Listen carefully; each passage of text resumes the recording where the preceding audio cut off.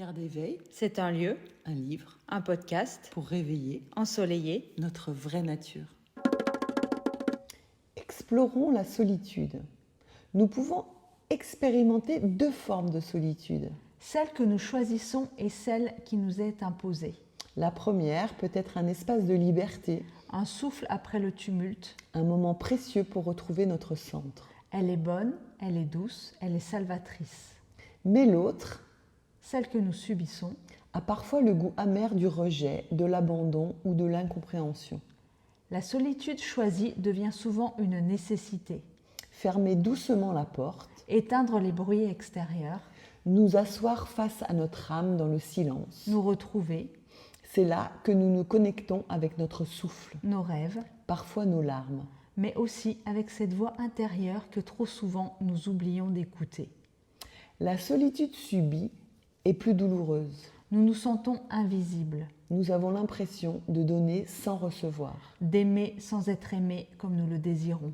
Cette solitude est d'autant plus profonde qu'elle se vit souvent dans le secret, Elle est alors dissimulée derrière un sourire, cachée par une vie qui semble pleine. déguisée par du monde qui gravite autour de nous.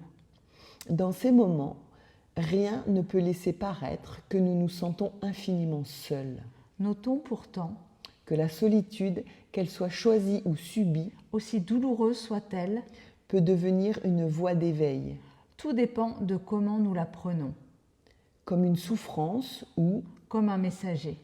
si la solitude imposée n'est pas reçue comme une punition, mais accueillie comme une invitation, Alors nous pouvons nous souvenir que nous existons en dehors du regard des autres.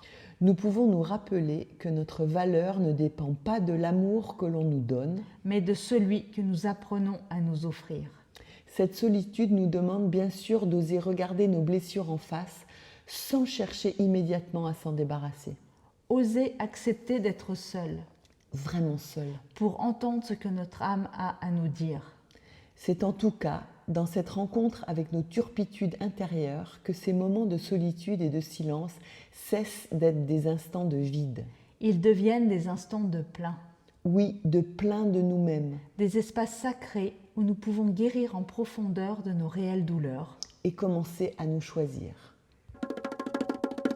Merci de liker De vous abonner. et de partager.